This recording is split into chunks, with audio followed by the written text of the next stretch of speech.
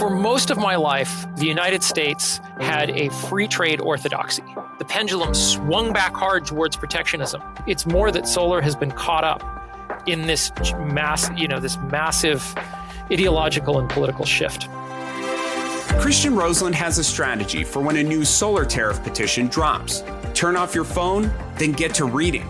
Had he failed to follow these rules in April, Roselund, a senior policy analyst at Clean Energy Associates, would have gotten an earful from developers fearful of yet another tariff fight.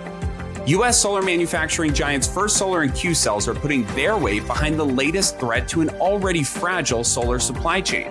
And it could be much worse than the one that brought the industry to its knees just 2 years ago. I'm John Engel, editor-in-chief of Renewable Energy World and Power Grid International. This week on Factor This, Christian Roselund joins me to break down the impact of the newest attempt to tamp down China's solar dominance. That's all next on Factor This from Renewable Energy World.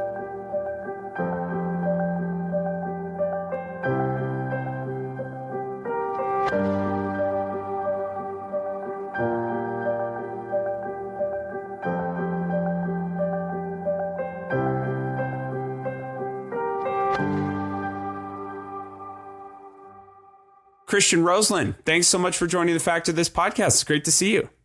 Thank you. Glad to be here. Yeah, I've waited a long time to get you on. I've seen you around the conference circuit for some time now, and I don't know if you're more known for your policy and market observations or, which we were just talking about offline, your cross-country train trips. I'm probably more broadly known for cross-country train trips. Yeah. But, hey. Yeah. And for those who don't know, Christian chronicled his journey from beginning in Providence, right? All the way to RE Plus in Las Vegas. And as I was taking my 3.5 hour flight, I was watching this 2-week progression and just aching for you. But I appreciate the purpose and the mission that you're on. So I will give you that. Thanks. Yeah, obviously it wasn't a very practical way to get out there, but I think we did get a chance to talk a lot about why medium and long distance rail in the United States is still struggling and some opportunities for improvement. Because if we're going to decarbonize, rail is going to have to be, improving our rail systems is going to have to be part of the solution. And that is not the purpose of this podcast episode. But what I will say before moving on is that I very much appreciate that you are an expert on solar, but you have these passion projects on climate and in transportation and other things that you still bring to the forefront. So with that, as you may already know, as the podcast listeners certainly do know, this episode or this podcast was launched in response to the Austin Solar trade case, which is now more than 2 years old, which is kind of crazy to think about. And I did that because I thought there was a lot of rhetoric flying around from both pro-clean energy, anti-clean energy politicians about what was actually happening. And I felt like it needed a deeper dive, beyond press releases of decimating and any of those big hyperbolic words. And we're kind of coming back around, and it feels a little bit like deja vu. And I guess every trade case kind of does. But I like to, even as we've broadened the scope of this podcast, revisit some of those milestone moments of that origin story on tariffs. And this is certainly one of those. So just to kind of set the stage here, President Biden's 2-year tariff moratorium on modules imported from Southeast Asia just expired. And a new case has been filed by First Solar, QCells, some other domestic manufacturers that would go even further than Auxin. So we're going to break down all of that and lay out what comes next in just a minute. But I want you to take an opportunity to introduce yourself to the audience. I know you by now, and you're kind of one of my first calls whenever something wonky or weird pops up in the market. But for those that don't know you, what's your path now to Clean Energy Associates? Thank you so much, John. So I've been in the solar industry, solar and energy storage, for about 14 years. I spent most of that time as a clean energy trade journalist, working for various solar publications. I had the longest stint at PV Magazine, where I was their U.S. editor. From the editorial side, I ran their U.S. project for the first 3 years and 9 months of its existence. And that was great because I literally took it from nothing, just a shell of a site, to having, a substantial readership I was really proud of what we did over there. After that, I went to work for Rocky Mountain Institute, now known as RMI, for a couple of years.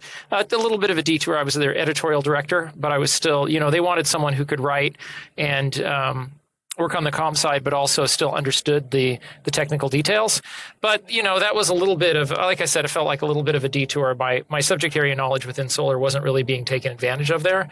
And so when I came to Clean Energy Associates, I came in as a policy analyst. And now I lead the policy analysis at CEA. I have another policy analyst, Adele Rawlinson, who works with me, and we're in the market intelligence side. So I got a chance to apply a lot of what I learned over the decade I was reporting on the solar and energy storage industries.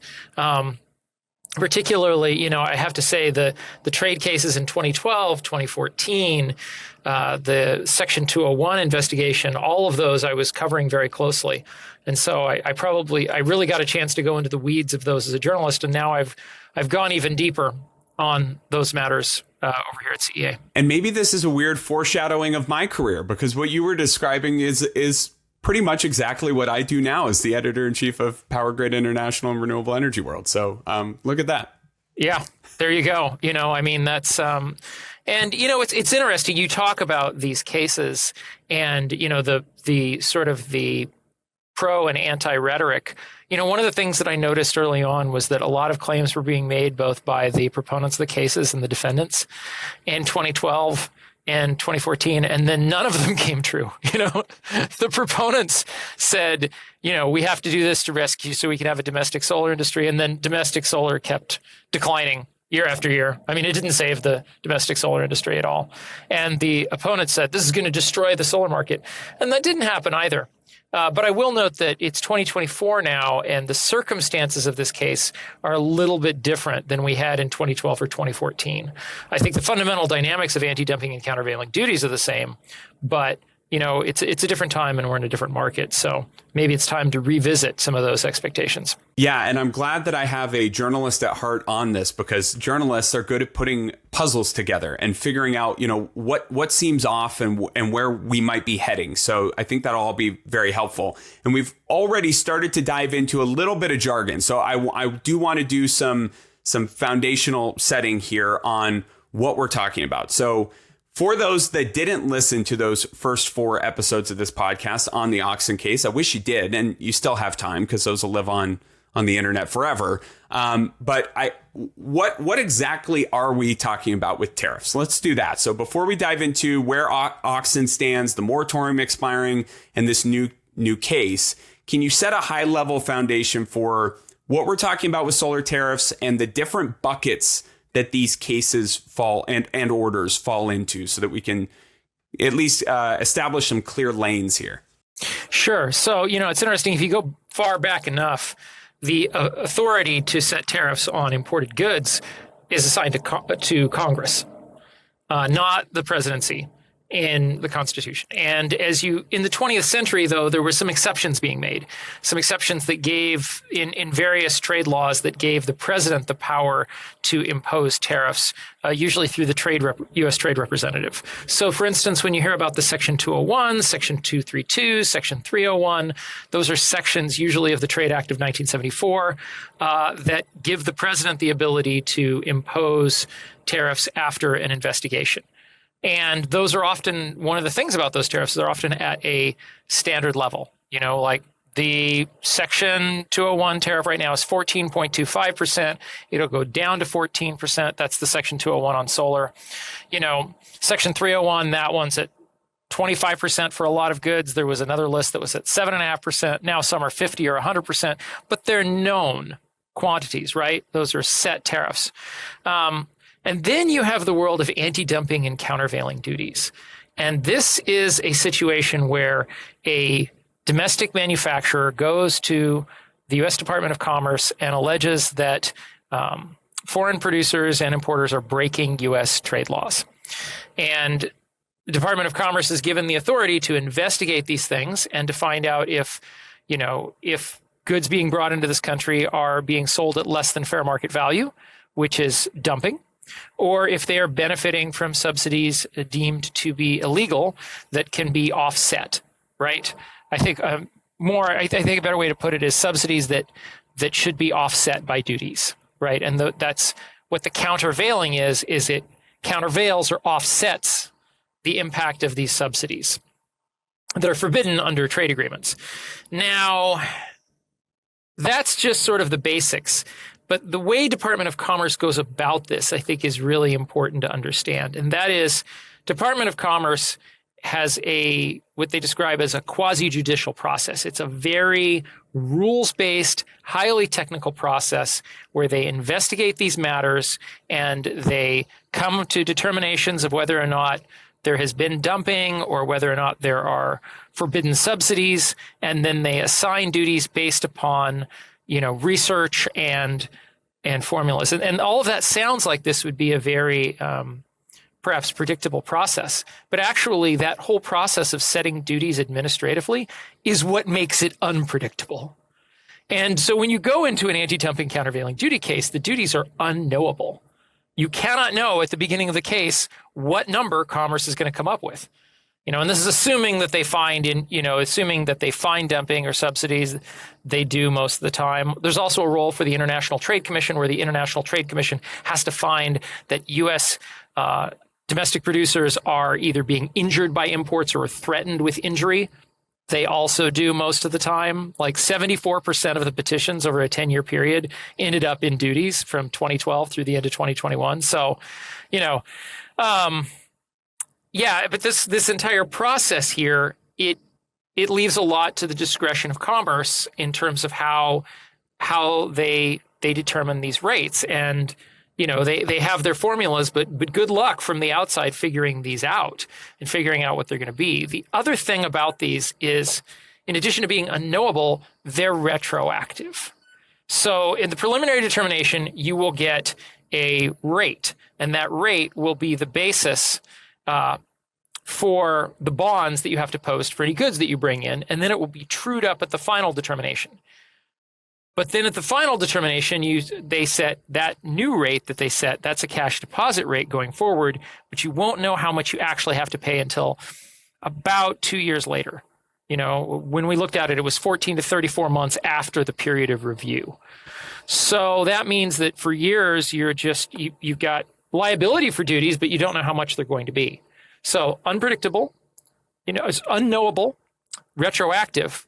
Also, they change every year. Every year, there's a new administrative review, there's a new cash deposit rate set, and there's a new set of duties looking back around 2 years.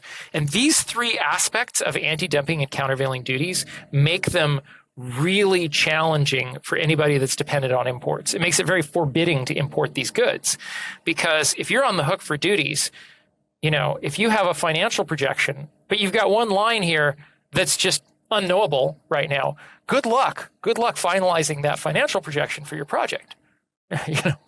And that's why Auxin was so impactful, right? So when Commerce back in, I'm going to get all my years mixed up, but I think it was like February of 2022 took up that case, it almost didn't matter what they were going to conclude, at least for the following 2 to 3 years, because the whole industry just came to a stop. They said, we don't know what's going to happen. We don't know what we're going to have to pay. And it halted. Project development halted. Construction in some cases came to a stop. And it didn't, there were so many hearings after that. And the Commerce Secretary saying, don't worry, we're not going to go to 200%. Whatever we do, we're not going to give you a 200% tariff. And there was so much concern and backlash from the clean energy industry that President Biden was turning his back on the industry, despite Commerce having to follow, the law and what's required of them on the books. And that gets back again to the reason for doing this podcast. That kind of made me upset, was that the Biden administration was taking so much flack for something that Commerce in statute was required to follow. And that's a component of this too, right, Christian, is that the discretion over which cases to take up is less on, do we need to import more modules to fight climate change, and more on, are these qualifications in an application or complaint met? Yep, absolutely. Like I said, quasi-judicial process. Commerce follows the letter of the rules that they've been given. And, I would say that those that don't like the outcome should look closely at the rules that are being set up here and the way, because one of the things is these rules have changed over time. We just had another change to the AD/CVD regulations at Commerce, which actually makes it possible to do things like look at cross-border subsidies. That basically it's in favor of the petitioners in a lot of these cases. And as soon as that was filed, as soon as that was finalized at Commerce, this case was filed. And there's been political pressure coming from some senators to make AD/CVD more punitive. And there hasn't been a lot of political pressure in Congress to make it less so. And I think what it is, most people, trade law, one, it's arcane and it flies below the radar, and most people don't think about it most of the time. But there's some senators that are thinking a lot about it. And so I think, when you look at all of this, sort of step back and look big picture, you really have to keep in mind, no, this is not something being done by the Biden administration. And this isn't really something that Department of Commerce may have its own perspective on these cases, but the outcomes here are really stemming from the rules that have been created. And the backlash from the clean energy industry, SEIA and other groups, was so effective that it pushed President Biden to issue a 2-year moratorium on any new tariffs, whatever the conclusion was from Commerce. And they did find some guilty parties as part of that investigation. And that 2-year moratorium was meant to, lessen the blow, so to speak. And what ended up happening is the Inflation Reduction Act passed. So you got your domestic manufacturing incentives. You've got this pause. You've got about a year and a half to lessen your dependence on China and Southeast Asia before it's going to hit you. In that case, and any subsequent cases, which we assumed would follow because of the maybe more muted response to the Oxen case. So to round out Oxen in that previous case that we've been talking about from 2022, where do we stand with, okay, the moratorium's gone. When does that take effect? And what is taking effect as a result of what Commerce, excuse me? So, the anti-circumvention ruling was quite nuanced. And it basically said, look, there's 3 companies here that aren't circumventing. 3 big suppliers that aren't circumventing. And then anyone that's using a cell that has a non-China wafer is not circumventing. And as long as you don't get, too much of your bill of materials from China, you're also not circumventing. And so those created conditions where, this situation of the allegation of circumvention could be mitigated. Because you're talking about situations where, look, we're not getting the wafer from China, we're making that locally, or, the bill of materials that's going into the supply of this is being made locally, or at least not in China. And at the same time, it followed the letter of the law. And, the 2-year moratorium is kind of typical of the things Biden has done. Biden has often pushed for this direction of domestic content, but given the industry time to adapt. They did this in the 301 case recently as well. So really, no duties apply, but there's a catch here. Commerce didn't want stockpiling of modules. So they said, anything you bring under this tariff moratorium, this has to be installed by December 3rd, 2024. Now, that doesn't apply to the companies that were not found to be circumventing, and it doesn't apply to the goods not found to be circumventing because they don't have a Chinese wafer or, they meet the no more than 2 rule for bill of materials.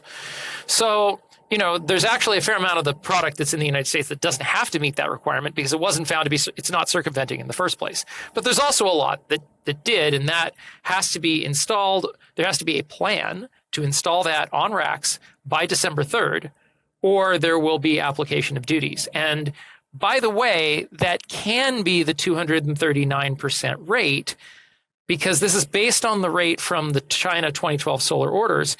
And if you're not one of the participating companies in that investigation, you get the China-wide rate, which is 238.95%. So that is a realistic outcome here. But it's one that can be mitigated.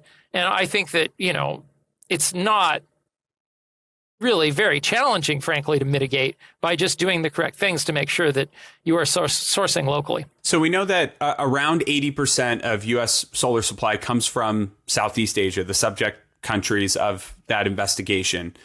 Can you even ballpark like what slice of that pool would be affected by Chinese wafers? Like how do we equate the scale here? Yeah, well, I mean, China has the overwhelming majority of the ingot and wafer production globally. There's actually no part of the solar supply chain that China dominates as much as they do ingot and wafer.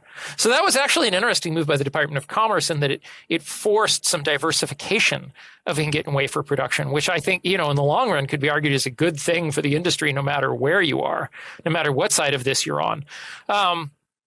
So now we have non-trivial amounts of wafer being made in Southeast Asia today. And certainly the big tier one companies, they have all moved to localizing ingot and wafer in Southeast Asia.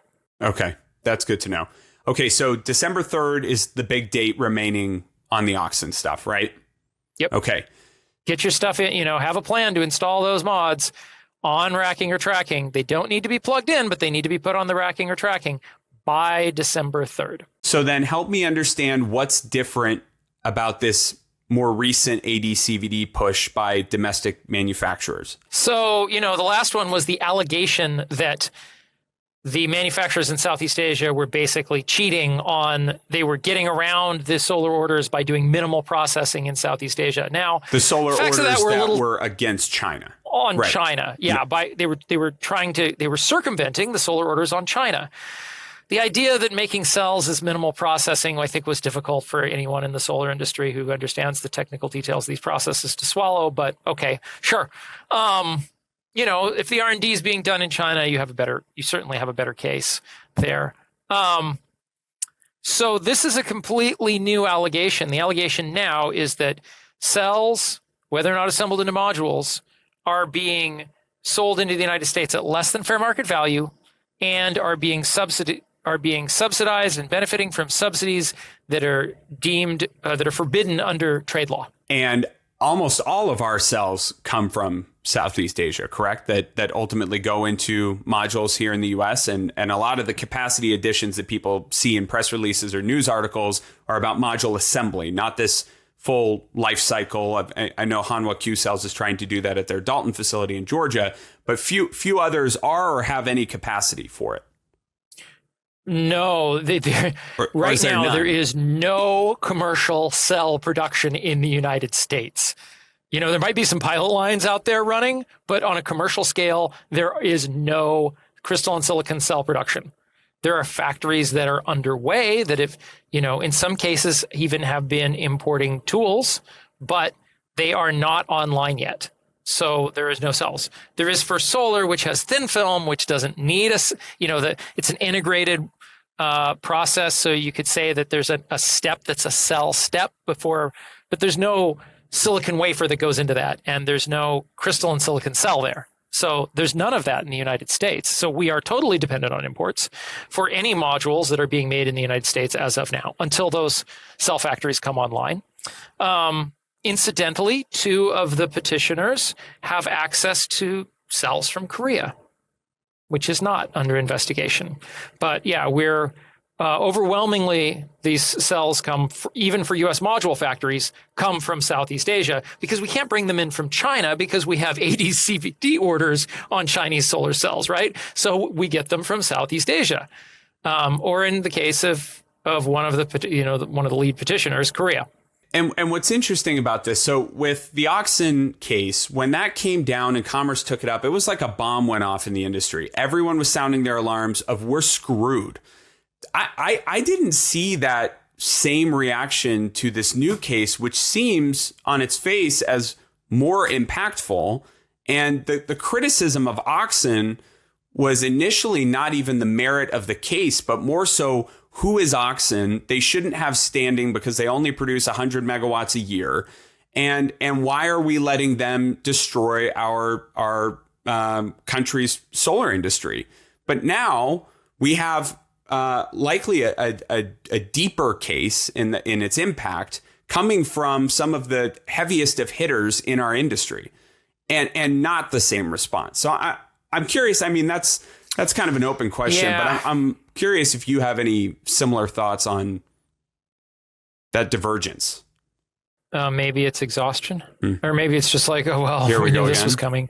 Here we go again. Yeah. I mean, because let's be clear, procurement is stalled, right? Nobody's signing contracts right now because they don't know the level of the duties unless they're doing it with a U.S. manufacturer. There's a big question. Well, one of the things that's changed is we have a lot more module factories in the United States. So there is a path here for people who are buying from these module factories to import cells, pay the tariffs on the cell. Somebody ends up paying the tariff on the cell. But the way these tariffs work is, duties work is they're ad valorem. That means they're based on the value of the import that's declared. So you're going to pay a lot lower duty on a cell than you are importing a module. So there is this route to bring in cells, just pay the tariff, and then make them into modules in the United States. So that's one way that the impact can be mitigated.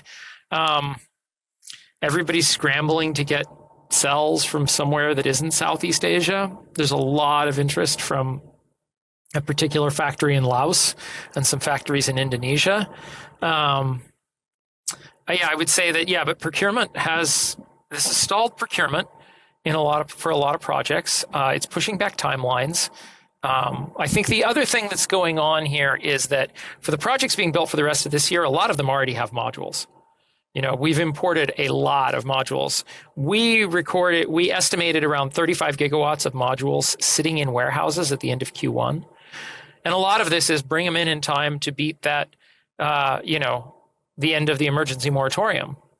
And some of this is also some suppliers that were being detained a lot under the Weaker Forced Labor Prevention Act, figuring that out and getting more reliably through UFLPA and starting to ship again in large volumes. So you put these things together, there's actually a lot of supply into the U.S. market right now, and that's probably going to last us, what we get in before duties hit is probably going to last us through the end of this year, or mostly through the end of this year. I think there'll be a little bit of impact late in the year. It's 2025 where the real question lies about the impact of this case. You hear a lot of stories, too, about gigawatts of panels sitting in warehouses across Europe as well, and this saturation on the supply side. Does that benefit us as an industry here going through that, or are those mostly Southeast Asian modules anyway? No, those are Chinese modules. Got it. Worse. So if we bring those into the United States, we have to pay duties on them. So they're not coming here. Okay.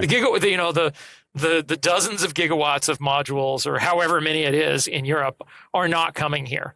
We have our own, desizable inventory. I think a lot of it will get installed by the end of the year. I think the savvier developers have made contingency plans and have figured out ways. Some of them, they'll be buying from new U.S. supply as that comes online.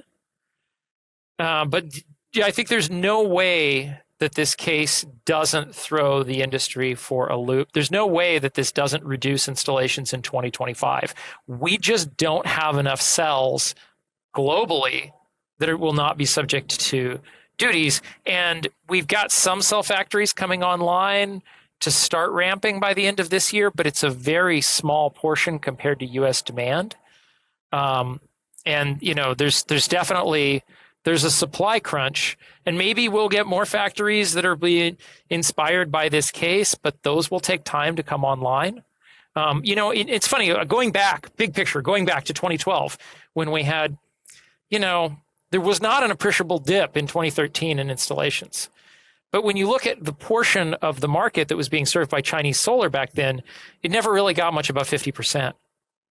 Now we're 85% dependent on this product coming in from these four countries. So that's why anti-circumvention hit harder, is because there's a higher degree of import dependence on a specific region that is targeted by the trade case. And that is why we are likely to actually see a bigger decline. Because, while we can say in 2012 and 2014, no noticeable year-to-year dip, I'm sure there was some, but it got, washed out in other changes. In 2022, we did see a dip in installations.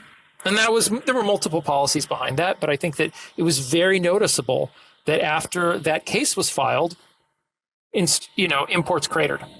I'm also interested if you can take me behind the curtain a little bit, because this kind of instant outrage and response to new cases kind of fascinates me. And I don't think any developer or anyone dealing with sizable procurement is going to talk to me, but I'm assuming they call you. So what was it like with your cell phone the day that this new case came up? Was it ringing off the hook? Are you getting like crazy voicemails or emails about what the hell's going on, Christian? So the thing is, we knew this was coming in advance, right? We'd had warnings about this. And so when the news came that there were warnings coming down, that's the day that my phone started ringing off the hook of like, what's going on here? Are we going to have a new AD/CVD case? It came through the grapevine in DC. We knew about, I don't know, a week or two before the petition was actually filed. And the day that the petition is filed, everybody still wants to talk to you. Some of the savvier people they're holding back a little and they're reading it themselves. But what you have to do, as soon as one of these new cases drops or as soon as a decision drops, you have to turn off your phone. You have to shut off all notifications and just put it aside and read the damn thing. And it's going to be 4 hours or so that you just need to shut off all notifications, because people will be asking questions and there will be hot takes. Hey, look, I used to be a journalist. I know you want to get that news out right away. You want to know what's going on. That's usually a mistake, because the first takes often miss details or get things wrong. And so you actually have to isolate yourself from the world long enough that you can really figure out what's happening before you respond. I've learned this the hard way. I've made that mistake. I've come up with hot takes that later had holes in them. So has the reaction evolved at all from the development crowd, that at first there's some like instant concern and we don't know what's going on, and here's how we think it'll affect our business in the long run? Like, where are we at in terms of the panic meter? Maybe that's the way to phrase it. Yeah, I think by now, any of the we tend to work with the big players, and any of the big players, man, they've been through the ringer on policy. They've had to deal with their shipments being detained under UFLPA. They've had to deal with the anti-circumvention investigation,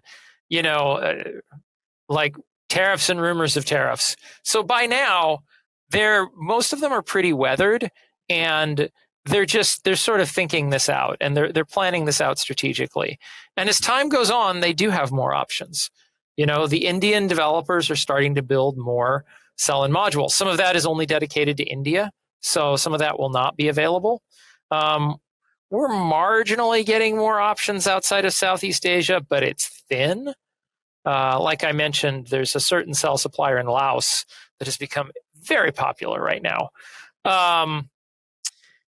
And there's domestic content that will come on. So those that are planning 25, 26 projects, they may be able to get a U.S. cell for that. Or they may be procuring from a U.S. module maker that's going to pay the tariff. And, because that's the option that they have. They're going to pay the tariff on the cell instead of bringing in the module. Because that's the thing about the way that the U.S. solar manufacturing has developed since the passage of the IRA. We're getting a ton of module factories, right? We're going to be, if not entirely self-sufficient, we'll surpass self-sufficiency, and we'll have more capacity than is needed in a few years. But we're getting close to being self-sufficient in the next 12 months. The problem is the cell is taking a lot longer. Like I mentioned, no commercial cell production now. The first is planned by the end of the year, but they'll still be ramping up. So early 2025, they start to get into commercial production, and those are just the first factories. That's going to be a tenth of what the market needs. So I think there's some savvy developers that have locked up that supply. Other developers have chosen to go the thin film route and have First Solar modules as a means of de-risking, but that is also a limited supply. They're booked out for like 4 years, aren't they? Yeah. And so maybe you get some, a project got canceled or something and you get that supply, but generally speaking, that's not an option for most of our clients. It's not a viable option for most of our clients. And so, they do what they can. Let me tell you, there's no difficulty right now selling modules with domestic cell factories that are coming online even before the factories come online. I think it's clear what the motivation is for Hanwha, and it makes a ton of sense. We're investing $2 billion to build the first full life cycle supply chain for solar in the U.S. So if we can't, have a product that competes, we're screwed, and that's a lot of capital. Yeah. Well, before you comment on that, also gets cells from Korea, right? So even before the Cartersville factory comes online, they have a dedicated cell supply from a country that is not included in this investigation. And that's an important factor for them. It's one of the largest supplies of cell outside of Southeast Asia. Or in China. Interesting. So I think that's a factor. It's true that QCells is investing a lot in the United States and in U.S. manufacturing. So is First Solar. First Solar is betting a lot on that. First Solar also imports a fair amount of modules from Southeast Asia and India. Yeah. And before moving on from First Solar, I will say that as that Oxen case was playing out, First Solar CEO did make the comment that the scrutiny should go down to the cell. And that it wasn't even with the Oxen case. I think it was with IRA benefits on making sure that the cell is domestically manufactured. And they really pushed for that. So looking ahead, and before I do that, you're not a trade attorney. That is not your job, but you make a lot of calls. You talk to a lot of manufacturers, I'm sure. CEA does have offices in Southeast Asia, and you have analysts that cover the region. What do you make of the case that at the cell level, there's AD/CVD taking place there, and that there's unfair subsidies propping up that product and otherwise, hurting the domestic industry? Do you think that's happening? So, just some facts. It's cheaper to make cells and modules in Southeast Asia than it is in the United States. Also, one way that dumping can be seen is if you are selling in your home market at a higher price than you are overseas. That's often one way of measuring dumping. That way is that method will probably not be used in that case, because that will not result in a dumping margin. First off, a lot of these factories are oriented for export, but the selling price in these countries is way lower than it is in the United States. The selling price everywhere else is lower than it is in the United States. So it is a bit, at best, counterintuitive to say that dumping is going on when you're selling into the highest priced market in the world. But, that's not how commerce will necessarily look at these things. They'll say, what is the fair market value? So I think that there's going to be a lot of work done here by the petitioners pushing for a use other than sales price. And given that there's not many sales from these producers into their home markets or necessarily into other markets outside the United States, that is the next step for commerce, is to say, okay, what is the cost here? What is the fair market value? What should you guys be selling at? But that, I'm not sure that really gets at the fact that you're selling into the highest price market in the world. So dumping is a strange allegation in that regard. In terms of countervailing duties, well, we actually have cases. We have history on these nations. CVD have been alleged and found in Vietnam in a number of cases. They haven't really stuck in Thailand. So there have been CVD allegations and CVD investigations, but there haven't been a lot of orders.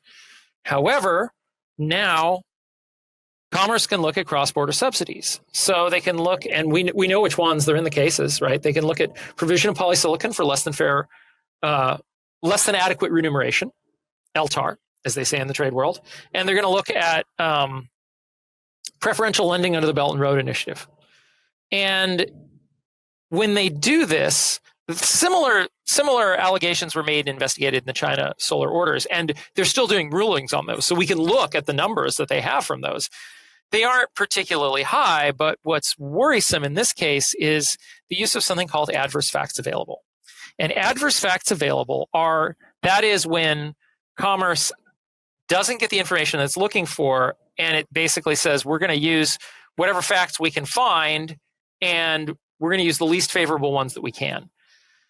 Commerce won't go out and say that it's punitive, but I think that academic literature would describe the use of AFA as punitive, generally speaking. And in this case, the government of China is not necessarily going to respond to the request for information on cross-border subsidies, because the position of the government of China so far has been that is not legal under WTO for you to ask that. And so if the government of China responds by saying that they're not going to supply that, then Commerce is going to apply AFA. So there's a real risk of high duties on the CVD side, not necessarily because there is a high degree of subsidization, but because of Commerce's framework for dealing with a situation where it doesn't get the information that it's looking for. So what comes next? Where are we at in Commerce's timeline, and what should we be watching out for? So by the time your listeners hear this, we will have a preliminary determination at the International Trade Commission. Now, that's not Commerce. ITC is a separate government body appointed by the president, and the ITC will do its preliminary determination as to whether or not domestic producers have been injured or are at risk of injury under this case. And that is something that has to happen for this case to go forward. Spoiler alert, the bar is not particularly high here, so we're probably going to find that this case goes forward. It does in the large majority of cases. And then we'll be waiting for the preliminary determinations at Commerce on the anti-dumping and countervailing duty sides, which we expect in late September and late November. And in the meantime, what happens in the market? Do we continue to just stop procurement and wait? Well, in the preliminary determination, we get more information. But one thing that may happen at the preliminary determination is they may find critical circumstances and retroactively apply the duties 90 days to product that is entered in the last 90 days. So there's actually this risk of duties starting as early as late June. And so I think that's why we still have a freeze in module procurement from these countries, and everybody's scrambling. People they're trying to line up supply.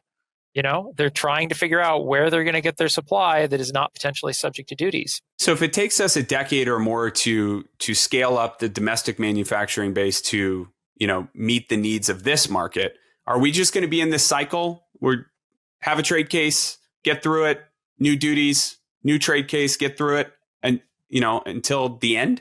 There's some unknowns in there. And one, I don't think it's going to take us a decade to scale up. One potential outcome of this case is that more companies decide to build cell manufacturing in the United States. And, we've already had suppliers coming to us talking about where they're going to locate their next cell factory to not have to pay duties. And they're thinking, well, if I build one in Indonesia or Laos or India or Turkey, aren't they just going to do another one on us in a couple of years? And my answer has been probably. So I think there's definitely suppliers who are taking a second look at building cell factories in the United States. Whether or not that will eventually pan out for them, I would not be surprised if we see around the time after the preliminary determinations, some manufacturers saying, okay, we're going to build a cell factory in the United States. They're probably investigating it now. But there's always the option of, no, just move to another country, because the United States, at the end of the day, is a much more expensive place to make product. The Section 45X incentives are going to start phasing down in 2030. Do we really want to put all of this money into the United States, given that we'll get 4 years of subsidies and then they'll start to phase down, and in 7 years they'll go away? That's not necessarily an attractive bet, because I think that's what's different about this trade case than prior trade cases. We have the IRA and we have the Section 45X incentives, right? So we actually really are growing domestic manufacturing in the United States in a way that trade cases alone did not deliver domestic manufacturing growth, not in a meaningful way. It was a little bit after Section 201, but practically nothing after the 2012 and 2014 AD/CVD orders. Just, okay, so we can't manufacture in China, we're going to go somewhere else. So this is the question: is will manufacturers choose to continue to supply the United States from other markets, or will they make the investment in the United States? And there's factors for and against both decisions, and I think the jury is still out on that one. I do think that we're potentially in the future enough will go to these other countries that there's a fair, moderate to high likelihood that we will see in another couple of years another solar AD/CVD case against whichever countries start to build up cell and module manufacturing to serve the U.S. market. There's so much interest in the U.S. and in bipartisan fashion to build up a manufacturing base and to, I guess, retreat from this globalization push that we had in the markets, 20 years ago, that if you do something really well and I do something really well, we can make it cheaply and bring it together and produce a good product. How much do you think these cases, and really solar in general, is being wrapped up into this, what seems to be bipartisan anti-China rhetoric? Because there's a lot of it on both sides. And I think it's clear that President Biden is also struggling with that he wants to be a tough on China president and a pro-climate president. And this is one of those points where those two things are at odds. Yeah, well, what's interesting is this case isn't on China. It's on Cambodia, Malaysia, Thailand, and Vietnam. Yeah. And the majority of the big companies are, have Chinese ownership. Sometimes you have to dig back a layer or two, but not all of them. And it's interesting is one of the stories that we heard was that, Chinese companies all relocated to Southeast Asia to get around the duties on Chinese products. Well, perhaps, but a lot of other companies were coming to Southeast Asia too. By the way, I recall when Panasonic went to Southeast Asia to make solar. What was then SunPower and is now Maxeon has had manufacturing in the Philippines for a long time. First Solar went to Southeast Asia because Southeast Asia was a good place to manufacture, particularly Malaysia, which had, Malaysia's a great place to do electronics. Malaysia's got a thriving electronics sector. It does have good incentives in the forms of tax incentives as well. But over time, that sort of agglomeration economy happened where you started to get the skilled workers, you started to get the pieces that you needed to have a thriving electronics industry. And, I think that's a factor that's rarely considered in these more polarized debates, is that there were other reasons for manufacturing to take root in Southeast Asia. And it wasn't just Chinese players that were going there. But, when I step back and look at this bigger picture, for most of my life, the United States had a free trade orthodoxy. Both parties believed that free trade was the way to go. We needed to reduce trade barriers. If factories went overseas and made things there, well, that's the way the market works, and it's better for the consumer. And what we saw, starting with the previous administration and this administration as well, is the pendulum swung back hard towards protectionism. For a long time, industrial policy, those weren't words that people said in DC. And now, not only did we start to talk about industrial policy, we have industrial policy for clean energy in the form of the Inflation Reduction Act, right? In the form of the Section 45X incentives. So part of it is that there's been this huge swing back, towards, and so many politicians who've been protectionists the whole time, this is their moment to shine. Many of the unions that have wanted more protectionist policies, this is they're making hay on this moment. And I think solar has been caught up in this broader societal, political shift in the United States on both parties, a bipartisan shift, definitely. And I think that when these shifts happen, nuance is often lost. And I think in this case, there is some tension between the goal of rapid decarbonization and the goal of make everything in the United States. And a lot of times the ideal policy setup to actually make things in the United States would require a degree of nuance. You might need to bring in parts and things to make some of the things you want to make in the United States. That sometimes gets lost in the politics when we have a hard push towards autarky. You're coming from certain politicians that want to make everything all the time in the United States. And that won't necessarily work for some of the things that we're trying to make. We don't have all the parts to do it, and we won't have all the parts to do it for some time. So I think it's more that solar has been caught up in this massive ideological and political shift. Christian Roselund, I think that's a great place to end it. Thanks so much for joining the podcast. My pleasure. Thank you so much for having me, John.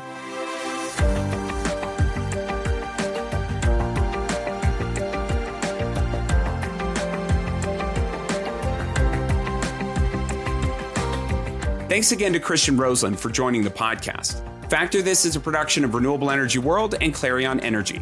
Join us every Monday as we break down solar and clean energy's biggest stories from industry leaders who actually move the needle. And please leave a rating and review wherever you get your podcasts.